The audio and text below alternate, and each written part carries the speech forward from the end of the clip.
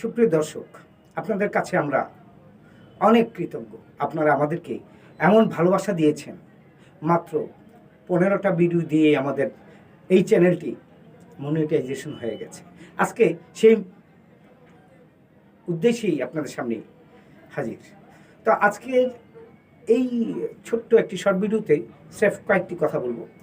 এই চ্যানেলের সাথে যারা ওতপ্রোতভাবে জড়িত আছেন এবং অনেক সহযোগিতা করেছেন, আমার এই চ্যানেলের অনার